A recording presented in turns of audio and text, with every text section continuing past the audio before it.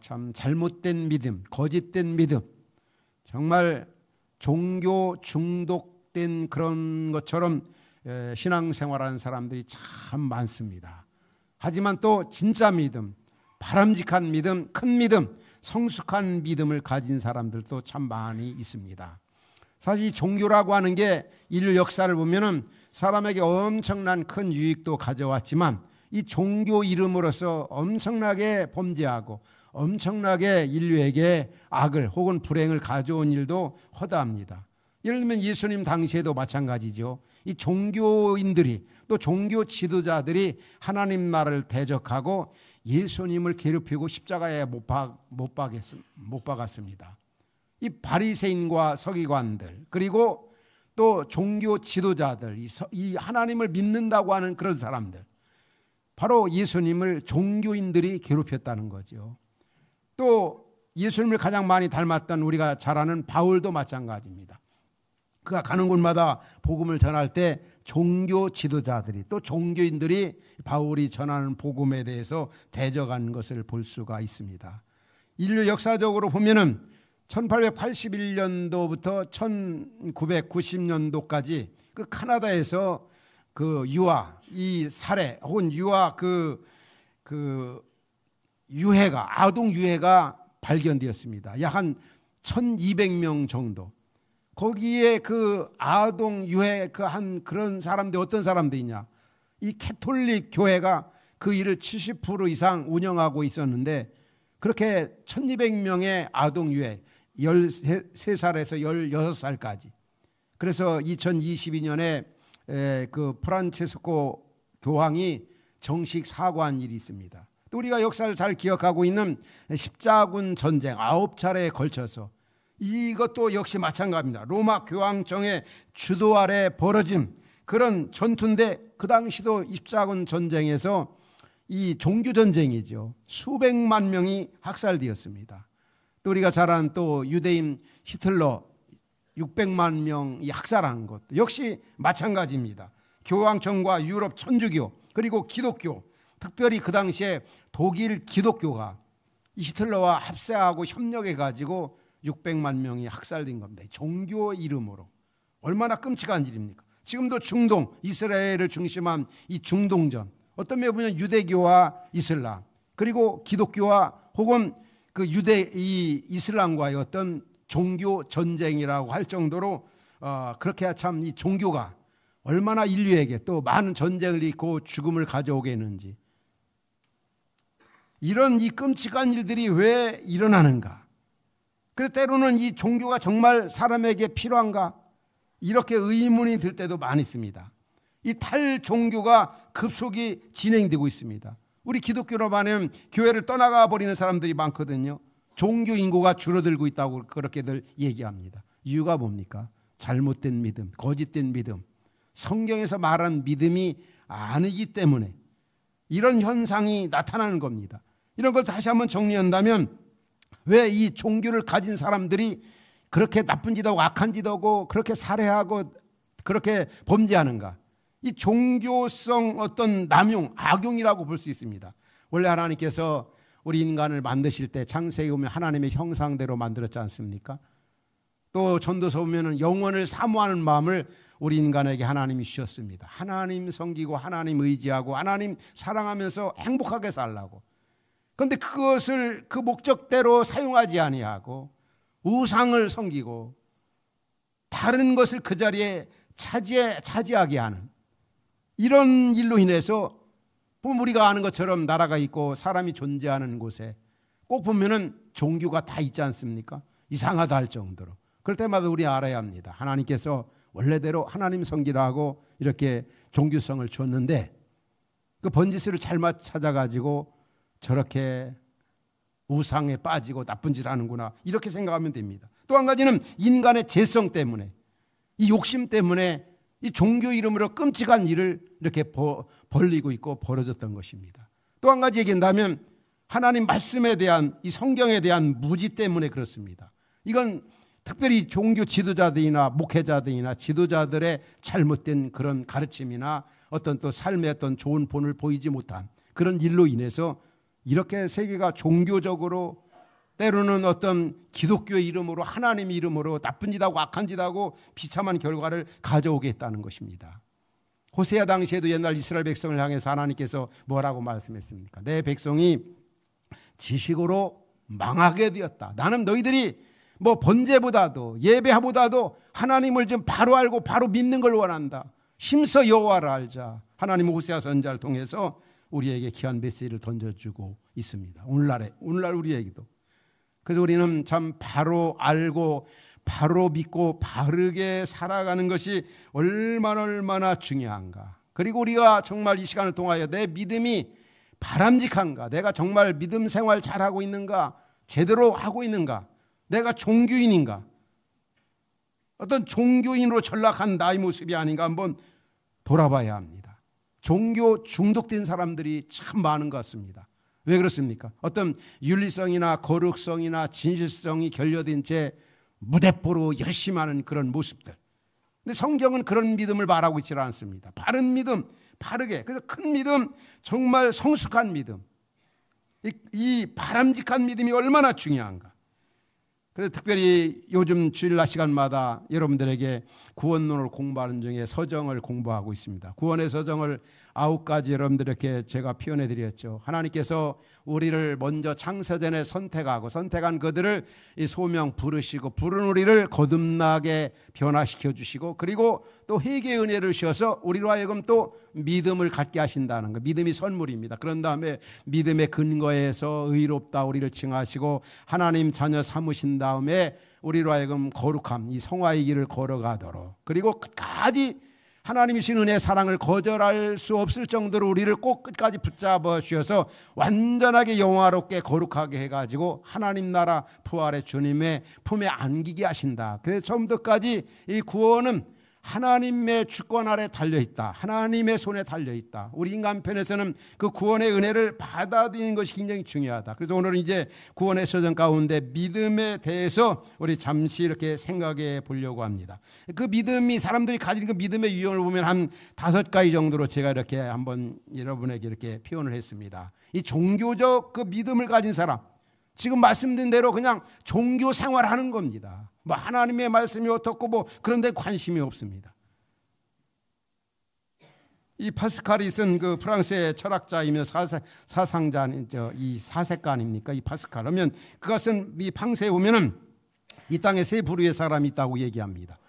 하나님을 발견하고 섬기는 사람이 있고 또 한 사람은 하나님을 발견하지 못하고 신을 찾아다니는 사람이 있고 또 한 사람은 바로 하나님을 찾지도 아니하고 추구하지도 아니하고 만나려고도 하지 않는 이런 사람이 있다는 거죠. 그런데 여하튼 중요한 것은 하나님 우리 인간을 종교적 존재로 만드셔서 하나님 섬기라고. 그래서 종교적 믿음 그냥 가진 사람이 있어요. 나는 무신론자다 하지만 무신론자는 아무도 없는 겁니다. 왜? 원래 하나님이 근원적으로 우리 인간을 종교적 존재로 만드셨기 때문에. 우리 가운데 혹 종교적 믿음을 가진 사람도 있습니까? 이 믿음은 그런 믿음과는 어떤 면에 보면 아무 상관이 없는 겁니다. 또한 그 믿음이 있습니다. 역사적 믿음이 있다. 이 말은 바로 뭐 성경에 대해서 또 기독교회사에 대해서 알 것은 다 아는 거예요.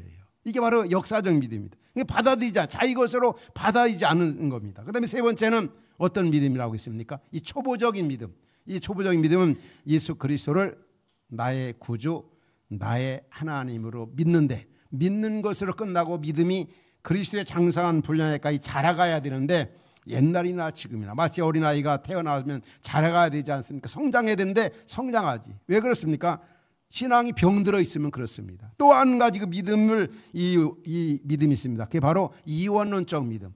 믿는 것과 행함이 다르다는 거죠. 교회 생활, 직장 생활 달라요. 교회 생활, 가정 생활 너무나 다른 모습으로 나타난다는 겁니다. 이게 바로 이원론적 그런 믿음인 겁니다. 오늘날 한국교회가 이런 믿음을 가졌기 때문에 세상으로부터 지탄을 받는 경우가 참 많이 있습니다.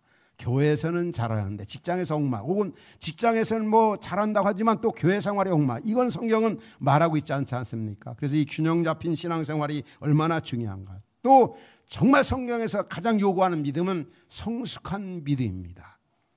예수님의 비전이 자신의 비전이 되고 예수님의 생각이, 예수님의 마음이 자신의 그런 마음과 생각이 되고 예수님의 삶이 바로 자신의, 우리의 삶이 되는 거예요. 예수님을 닮아가는 그런 삶, 이게 바로 성숙한 믿음.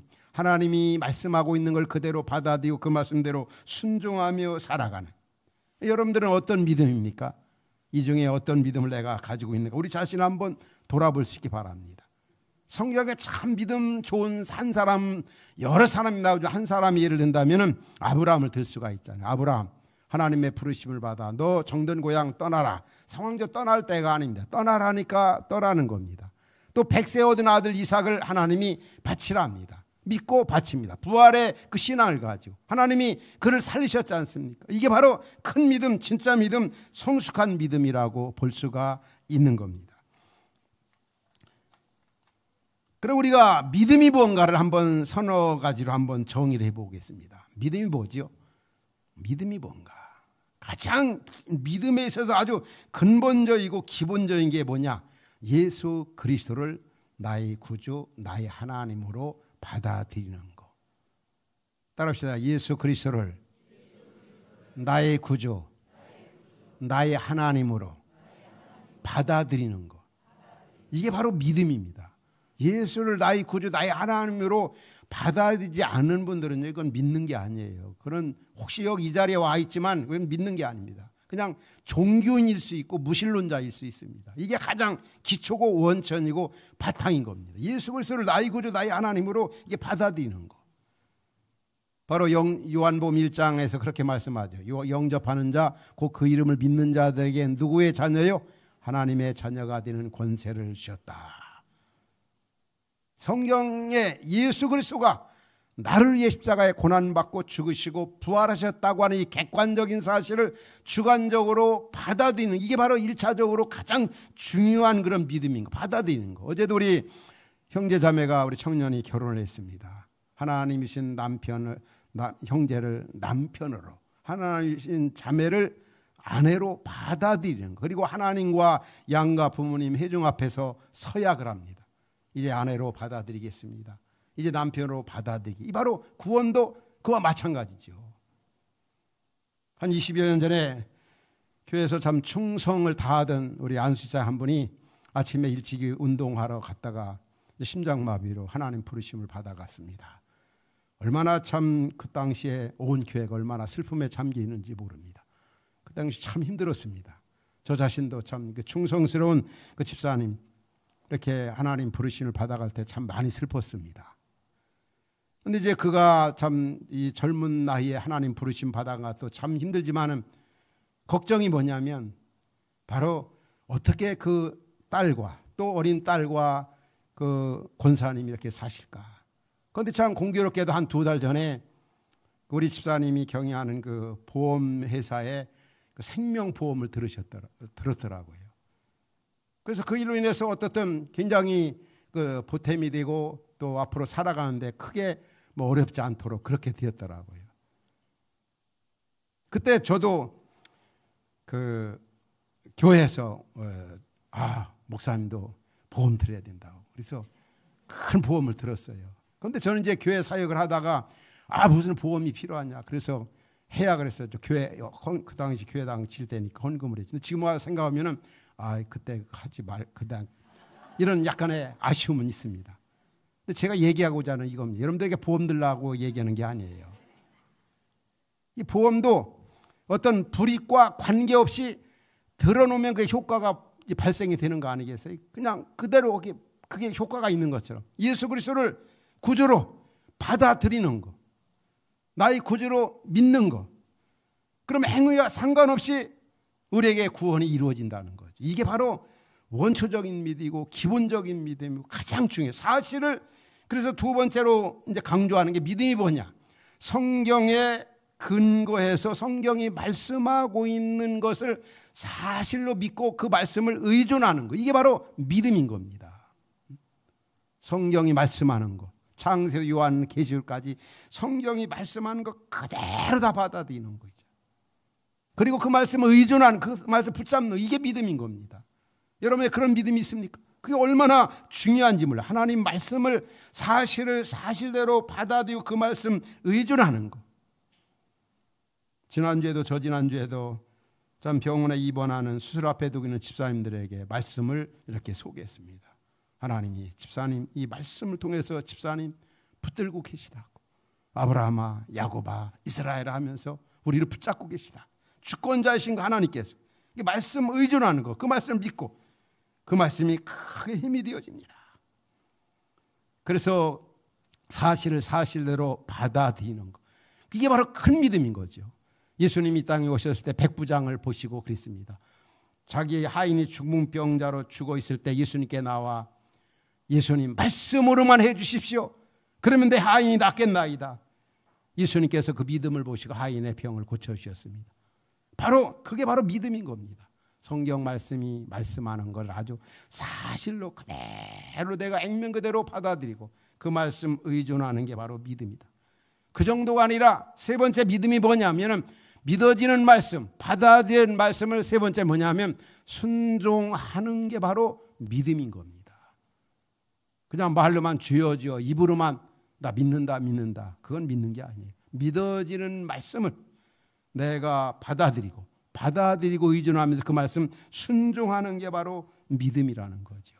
근데 그 순종하되 내가 골라잡기식으로 순종하는 그건 믿음이 아니죠. 이거는 내가 상황적으로 환경적으로는 내가 맞지 않아. 또 할 수가 없어. 순종할 수가 없어.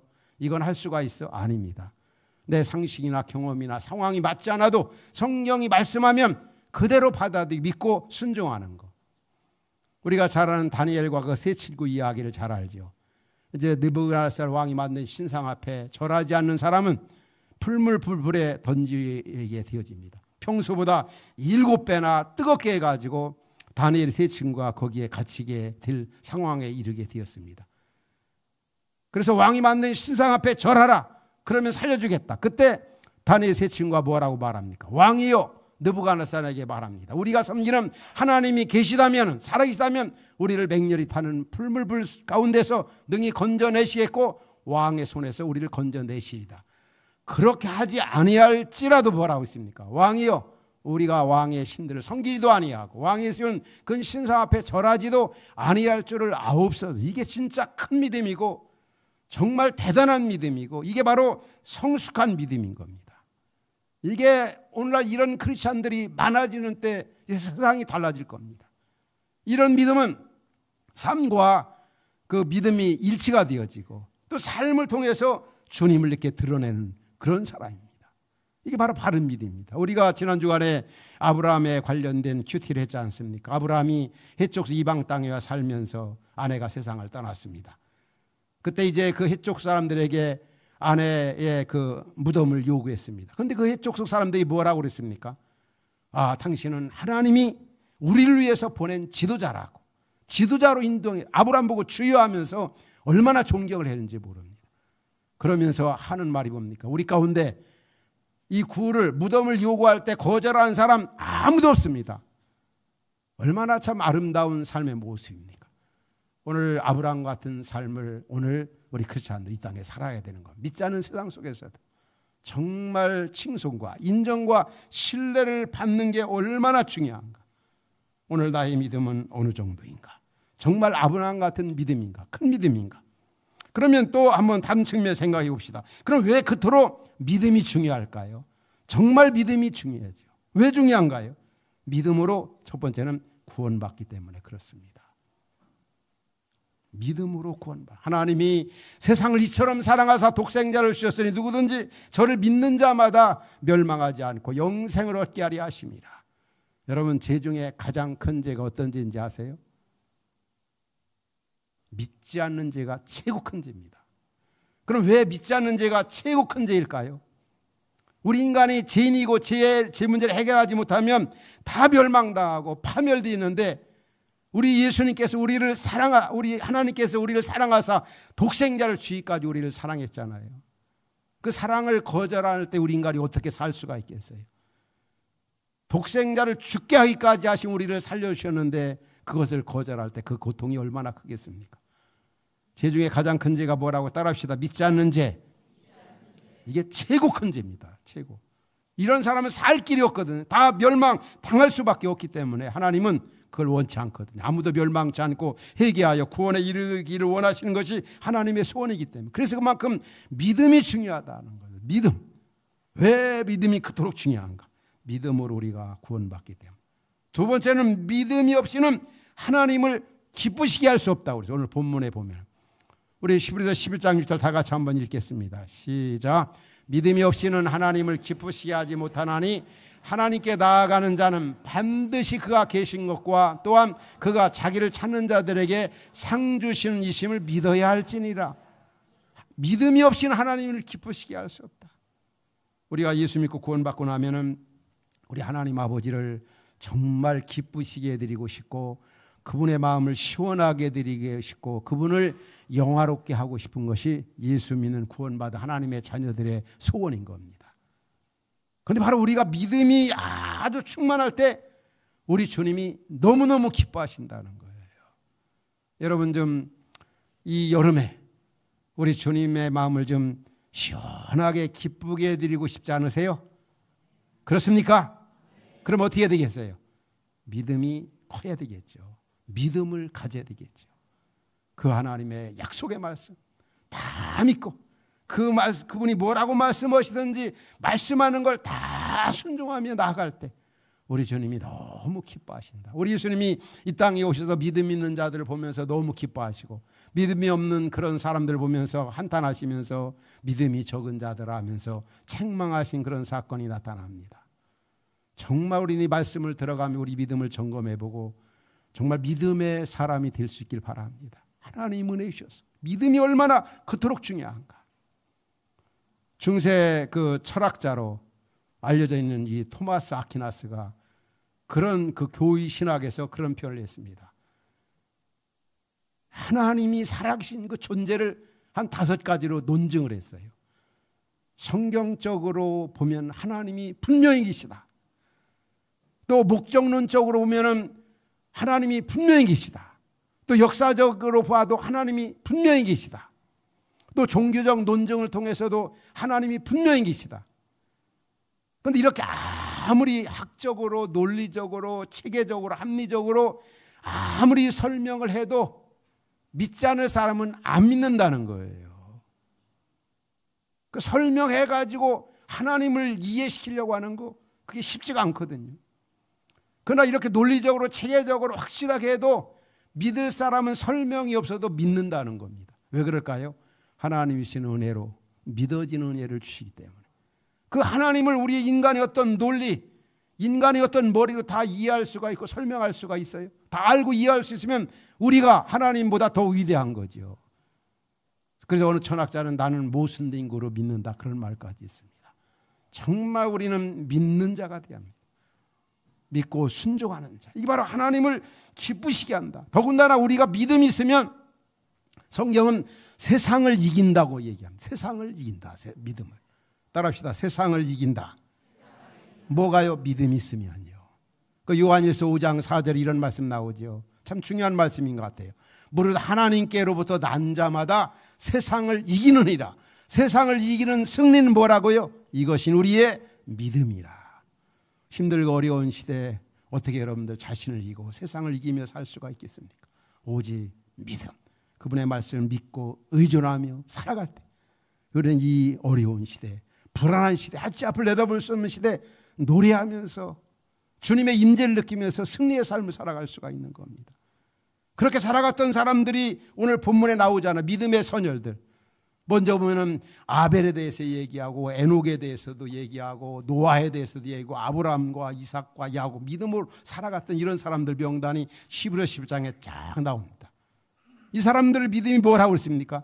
오늘 히브리서 11장 38절 39절에 오면 뭐라고 이런 사람들은 세상이 감당하지 못하느니라. 그들이 광야와 산과 동굴과 토굴에 유리하였느니라. 그러면서 이 사람들은 다 믿음으로 말미암아 증거를 받았으나 약속된 걸 이 땅에서 받지 못하였지만 믿음으로 승리의 삶을 살아갔다는 것입니다.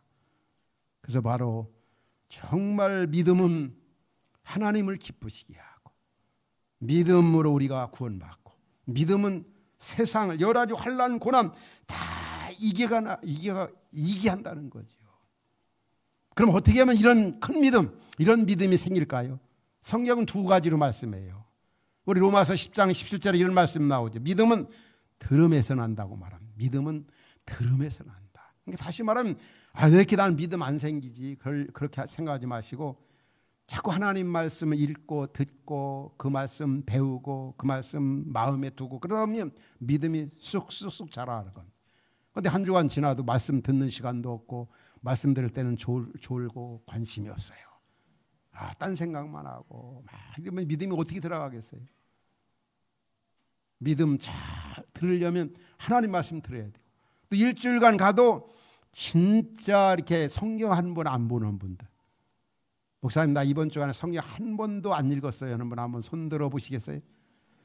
그런데 그렇게 성경을 안 읽고도 이 자리에 왔다는 건 정말 기적인 것 같아요.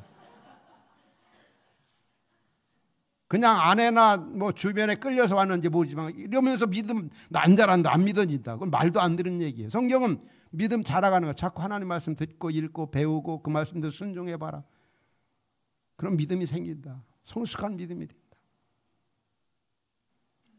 그리고 또 한 가지는 예수님이 산상수훈을 마치면서 이런 말씀하셨어요. 마태복음 7장에 보면은 누구든지 이 하나님의 이 말씀을 듣고 듣는 거로 끝나는 것이 아니라 이 말씀대로 행하는 자는 그 집을 반석 위에 지은 지혜로운 사람 같다. 이런 분들이 믿음이 정말 아름다. 이런 믿음이 큰 믿음이 되고 성숙한 믿음이 되고 정말 바른 믿음이 되어지는 겁니다.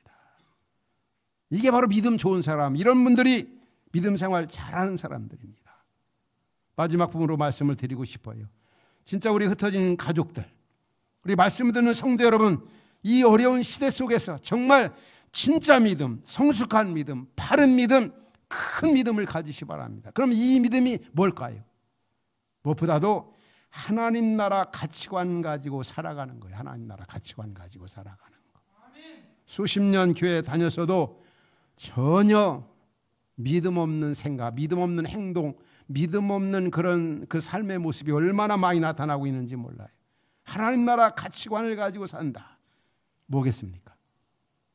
오늘 11회 11장에 나오는 사람들을 보면 알 수 있어요. 하나님 나라 가치관을 가지고 살아가는 게 뭐냐?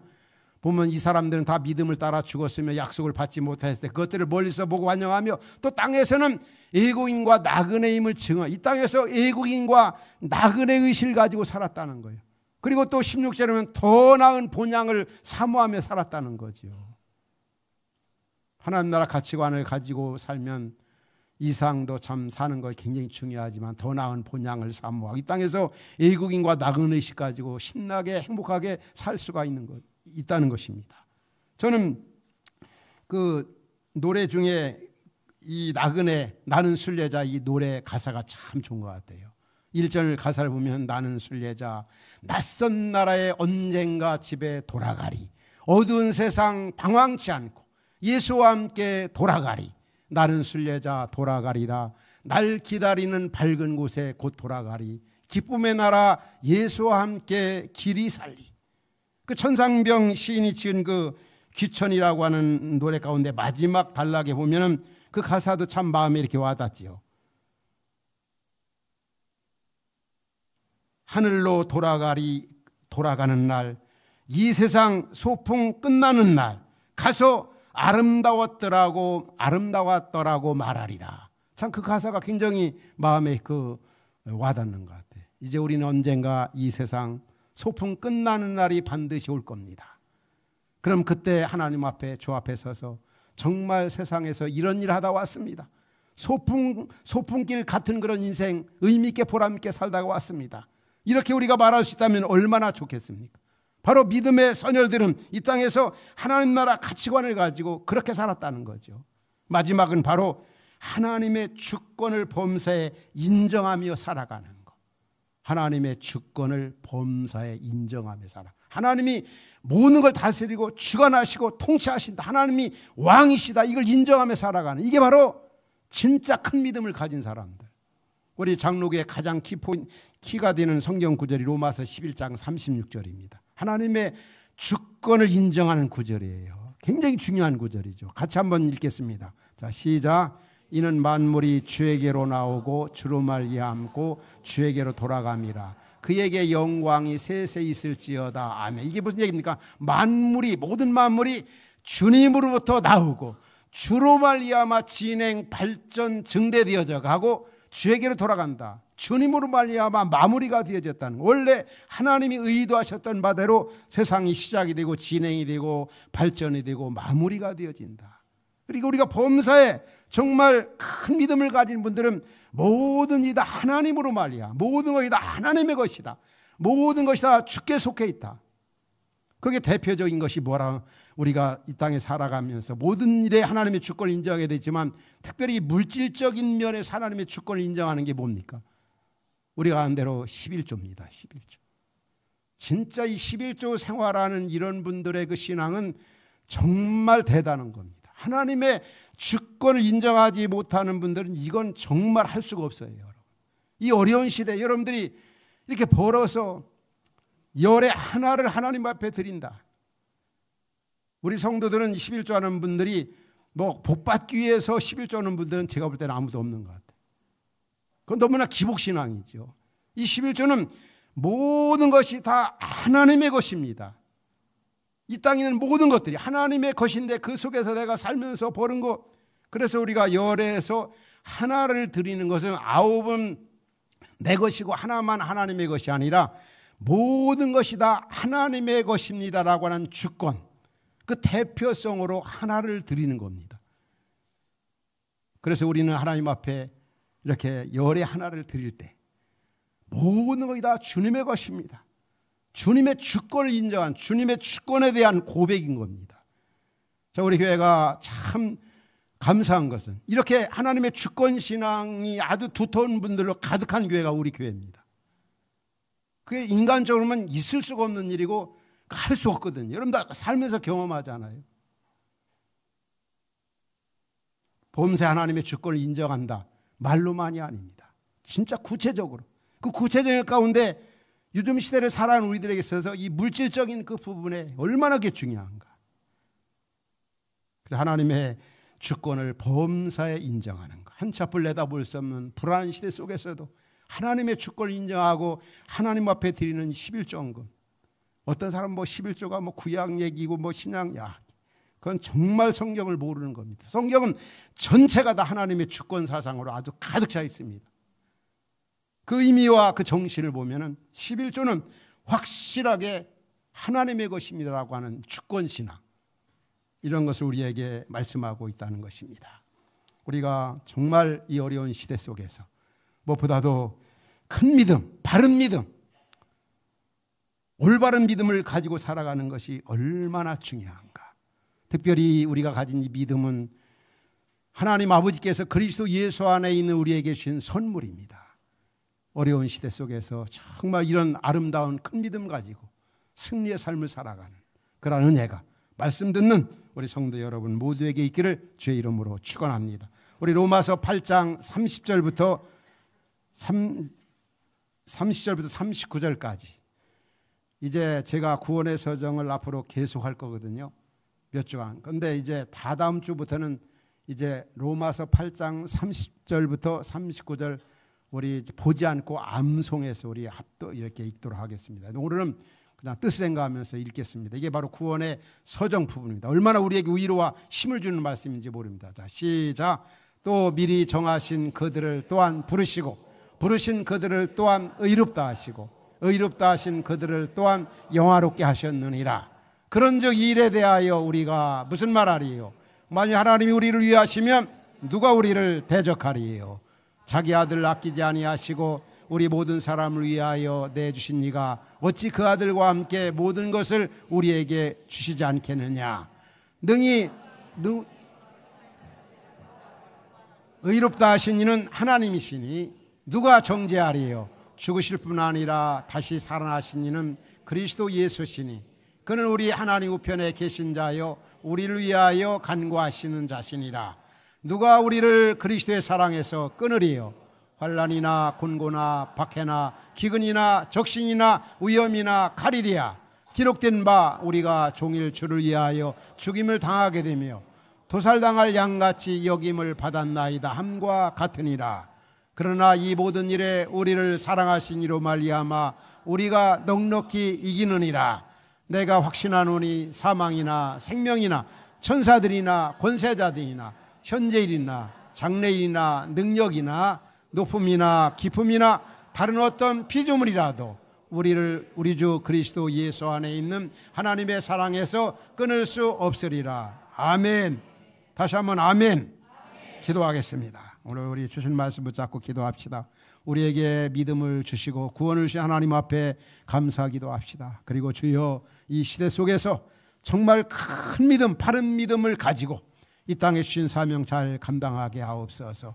하나님 말씀을 그대로 믿고 순종하며 살아가는 내 자신이 되어지게 하옵소서. 그래서 이런 큰 믿음 가지고 나 자신을 이기고 세상을 이겨나가는 그런 내 자신이 되어지게 하옵소서. 그래서 하나님의 임재와 능력과 인도하심을 경험하면서 복되게 살아가는 내 자신이 되어지게 하옵소서. 주여, 나도 큰 믿음 가져서 우리 주님의 마음을 시원하게 드리고 우리 주님을 기쁘시게 드리는 내 자신이 되어지게 하옵소서. 주여, 바른 믿음 가지고 이 땅에서 주의 영광을 드러내는 내 자신이 되어지게 하옵소서. 우리 주신 말씀 붙잡고 우리 한 마음으로 함께 기도합니다. 아버지 하나님, 참 감사합니다. 오늘도 우리에게 믿음에 대해서 말씀해 주시니 참으로 감사합니다. 우리를 선택하시고 우리를 또 아버지 하나님이여 부르시고 부른 우리를 중생시켜 주시고 또 회개 은혜 주시고 믿음을 주셔서 구원받게 하심을 참 감사합니다.